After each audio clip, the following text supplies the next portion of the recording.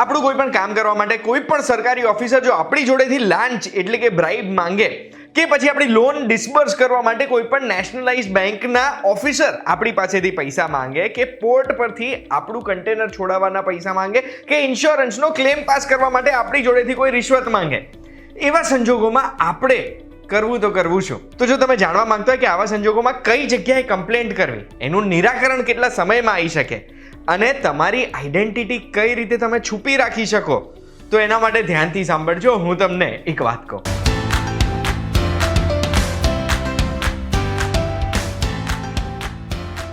એક વાત કહું, આપનું સ્વાગત છે. મારું નામ છે ગુંજ ઠક્કર.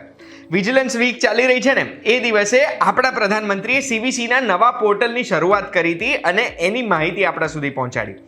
આ જે નવું પોર્ટલ છે, એ પોર્ટલમાં આપણે ઓનલાઈન કોઈ પણ સરકારી અધિકારી વિરુદ્ધ કમ્પ્લેન્ટ કરી શકીએ છીએ અને આ પોર્ટલની પૂરેપૂરી માહિતી આજના વિડીયોમાં હું તમને આપવાનો છું. તો સૌથી પહેલા સીવીસી એટલે સેન્ટ્રલ વિજિલન્સ કમિશનનું પોર્ટલ કયું છે? તો બહુ સિમ્પલ છે, cvc.gov.in આ પોર્ટલ લોન્ચ કરવામાં આવ્યું છે. હવે આ પોર્ટલમાં કમ્પ્લેન્ટ કઈ રીતે કરવી એ બતાડું ને, એની પહેલા હું તમને જણાવવા માંગુ છું કે આપણે કોના વિરુદ્ધ આ પોર્ટલમાં કમ્પ્લેન્ટ કરી શકીએ છીએ. તો સૌથી પહેલા સેન્ટ્રલ વિજિલન્સ કમિશનનો હેતુ કરપ્શન રોકવાનો છે. એટલે કોઈ પણ તમારી પાસેથી લાંચ માંગે છે ને, તો એની કમ્પ્લેન્ટ અહીંયા કરવાની. આ પોર્ટલ ઉપર રિડ્રેસલ એટલે કોઈ પોતાનું કામ યોગ્ય રીતે નથી કરી રહ્યું ને, કે તમારું કોઈ પણ કામ અટકી ગયું છે, એની કમ્પ્લેન્ટ નહીં થઈ શકે. એનું નિરાકરણ લાવવાનો હેતુ સેન્ટ્રલ વિજિલન્સ કમિશનનો નથી. હવે કોના વિરુદ્ધ આપણે કમ્પ્લેન્ટ કરી શકીએ? કેન્દ્ર સરકારની કોઈ પણ મિનિસ્ટ્રી કે ડિપાર્ટમેન્ટના વિરુદ્ધ આપણે કમ્પ્લેન્ટ કરી શકીએ છીએ, કોઈ પણ ઓફિસરના વિરુદ્ધ. કેન્દ્ર સરકારની કોઈ પણ પબ્લિક સેક્ટર અન્ડરટેકિંગ એટલે પીએસયુના વિરુદ્ધ કોઈ પણ ઓફિસરની કમ્પ્લેન્ટ કરી શકીએ છીએ. નેશનલાઇઝ્ડ બેંકના કોઈ પણ ઓફિસર વિરુદ્ધ, ઇન્સ્યોરન્સ કંપની વિરુદ્ધ, એવા કોઈ પણ એક્ટના માધ્યમથી કોઈ પણ ઓર્ગેનાઇઝેશન ચાલુ કરવામાં આવ્યા હોય, જેમ કે એમ્સ, ડીડીએ કે પીટીઆઈ, એમના વિરુદ્ધ કમ્પ્લેન્ટ કરી શકીએ છીએ. કેન્દ્ર સંચાલિત પ્રદેશો એટલે દિલ્હી, પુડુચેરી, દમણ એન્ડ દીવ જેવા જે પ્રદેશ છે ને, એમના કોઈ પણ ઓફિસરના વિરુદ્ધ કમ્પ્લેન્ટ કરી શકીએ છીએ. કે પછી એવી કોઈ પણ સોસાયટી કે લોકલ ઓથોરિટી જેને કેન્દ્ર સરકાર કંટ્રોલ કરતું હોય ને, એમના કોઈ પણ ઓફિસરના વિરુદ્ધ કરી શકીએ છીએ. આમાં કમ્પ્લેન્ટ કોના વિરુદ્ધ ના કરી શકીએ?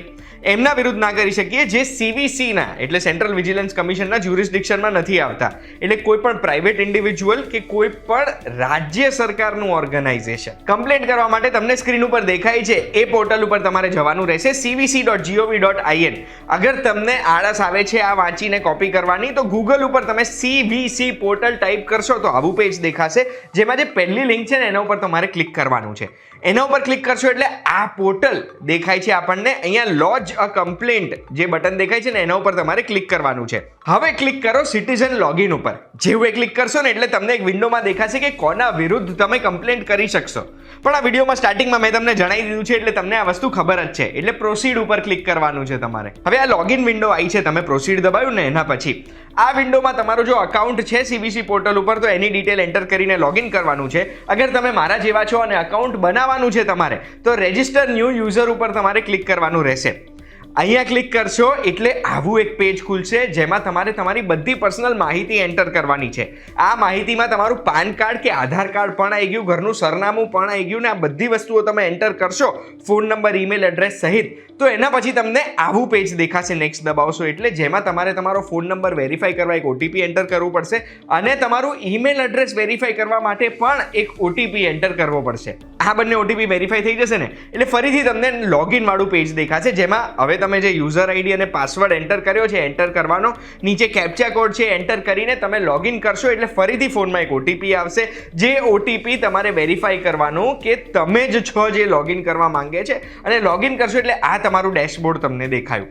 આ ડેશબોર્ડમાં ઉપર તમને જે લોજ અ કમ્પ્લેન્ટ દેખાય છે, એના ઉપર ક્લિક કરશો એટલે તમને એક આવી સ્ક્રીન દેખાશે. અહીંયા તમે કયા ડિપાર્ટમેન્ટ વિરુદ્ધ કમ્પ્લેન્ટ કરવા ઈચ્છો છો, તમારી જોડે કયા કયા પુરાવા છે, આ બધી જ વસ્તુઓની માહિતી તમારે એન્ટર કરવાની છે. અને એન્ટર કરીને જેટલા પ્રૂફ અપલોડ કરવાના છે, અપલોડ કરીને તમે સબમિટ કરી દેશો. અને પછી તમે હોમમાં જશો ને, તો તમને તમારા લિસ્ટ ઓફ કમ્પ્લેન્ટ્સ બધા અહીંયા દેખાશે.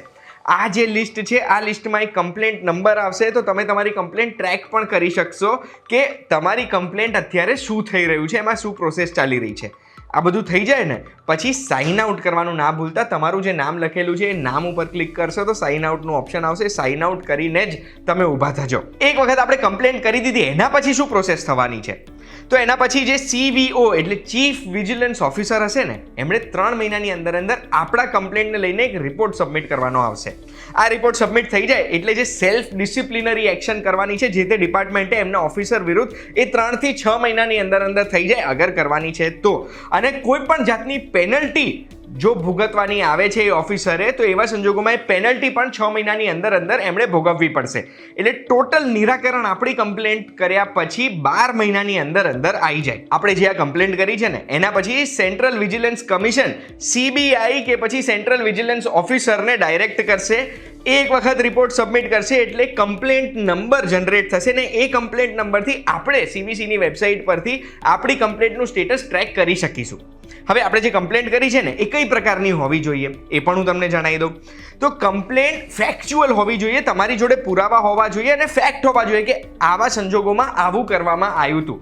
જનરલ એલિગેશન ના હોવા જોઈએ કે આ ડિપાર્ટમેન્ટ આવું કરી રહ્યું છે. પ્રૂફ વગરની કમ્પ્લેન્ટનો કોઈ ફાયદો નહીં થાય. અને હા, એક વખત કમ્પ્લેન્ટ કરી દીધી ને એના પછી કોઈ પણ નવું કોરસ્પોન્ડન્સ આ ટોપિક ઉપર આપણે નહીં કરી શકીએ. એટલે કમ્પ્લેન્ટ કરો ત્યારે પૂરેપૂરી માહિતી આપણે કરી દેવાની આવશે. હવે એ સવાલ તમને થયો હશે કે આપણે જો અગર કોઈ પણ સરકારી ઓફિસર વિરુદ્ધ કમ્પ્લેન્ટ કરી છે અને એ આપણને હેરાન કરે છે, વિક્ટિમાઇઝ કરે છે, તો એવા સંજોગોમાં આપણે શું કરી શકીએ? તો એવા સંજોગોમાં આપણે CVC પાસે ફરીથી એક એપ્લિકેશન ફાઇલ કરી શકીએ કે આ ઓફિસર મને હેરાન કરવામાં આવે છે કે પછી મને ત્રાસ પહોંચાડવામાં આવે છે. ને એવા સંજોગોમાં CVC એ ઓફિસરને ડાયરેક્ટ કરશે કે તમારે આવો વર્તન કરવાનું કે નહીં કરવાનું અને કઈ એક્શન લેવાની આવે તો એ પણ CVC લેશે. પણ એક વસ્તુ આપણે યાદ રાખવાની છે કે CVCના પોર્ટલ ઉપર આપણે કમ્પ્લેન્ટ કરવી હોય તો એ વિસલ બ્લોવર કમ્પ્લેન્ટ કે અનોનિમસ રીતે, એટલે આપણી માહિતી, આપણી આઈડેન્ટિટી છુપાડીને આપણે નથી કરી શકતા. પણ જો આપણને અગર ડર હોય કે આપણી આઈડેન્ટિટી રિવીલ થઈ જશે તો જે તે ઓફિસર વિરુદ્ધ આપણે કમ્પ્લેન્ટ કરી છે એ આપણને હેરાન કરશે, તો એવા સંજોગોમાં આપણે શું કરી શકીએ? એવા સંજોગોમાં આપણે CVCને આપણી આઈડેન્ટિટી છુપાડીને કમ્પ્લેન્ટ કરી શકીએ છીએ, જેને વિસલ બ્લોવર કમ્પ્લેન્ટ કે અનોનિમસ કમ્પ્લેન્ટ કહેવાય.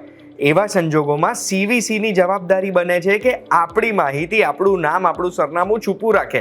અને કોઈ પણ ઓફિસર જો આપણને હેરાન કરવાનું ટ્રાય કરે છે, માનસિક કે શારીરિક રીતે, કે પછી કોઈ પણ જાતની હાનિ પહોંચાડવાનો પ્રયાસ કરે છે, તો એવા સંજોગોમાં CVCની જવાબદારી રહે છે કે ઓફિસર આવું ના કરે. તો સવાલ એ છે કે કઈ રીતે આપણે આપણી માહિતી છુપાડીને કમ્પ્લેન્ટ કરી શકીએ? આપણી માહિતી રિવીલ ના થાય એ રીતે કમ્પ્લેન્ટ કરવી હોય ને તો એ કમ્પ્લેન્ટ ફક્ત આપણે પોસ્ટના માધ્યમથી કરી શકીએ છીએ. એક સીલ્ડ એન્વેલપમાં કમ્પ્લેન્ટની પૂરેપૂરી માહિતી આપણે લખવી પડે આપણા પુરાવાની સાથે, અને એ આપણે એડ્રેસ કરવાનો હોય to the secretary central vigilance commission. Central vigilance કમિશનનું સરનામું આપણને CVCના પોર્ટલ પરથી મળી જશે, જે તમે સ્ક્રીન ઉપર જોઈ શકો છો.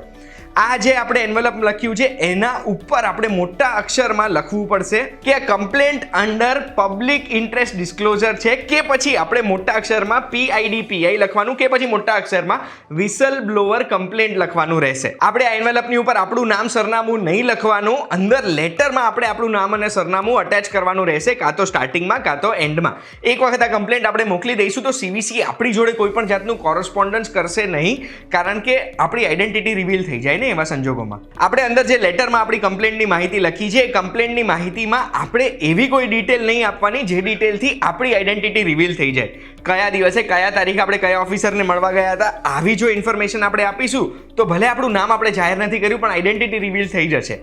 અને જો અગર એ આઈડેન્ટિટી રિવીલ કરવી જ પડે છે, એ માહિતી આપણે આપવી જ પડે છે ને, તો એવું સલાહ આપે છે CVC આપણને કે પોર્ટલ પરથી રેગ્યુલર કમ્પ્લેન્ટ આપણે ફાઇલ કરવી જોઈએ. આશા રાખું છું આજના એક વાત કહુંમાં તમારી કોઈ પણ જાતની હેરાનગતિ હોય એનું સોલ્યુશન મેં તમને આપ્યું છે. કોઈ પણ એવો પ્રશ્ન છે તમારો જેનો જવાબ તમને આ વિડીયોના માધ્યમથી નથી મળ્યો તો કમેન્ટમાં મને પૂછજો, એનો જવાબ તમારા સુધી પહોંચાડવાનો પૂરેપૂરો પ્રયાસ કરીશ. બાકી એક વાત કહુંમાં રોજ જે VTVgujarati.com પર મળતા રહેજો. ધન્યવાદ.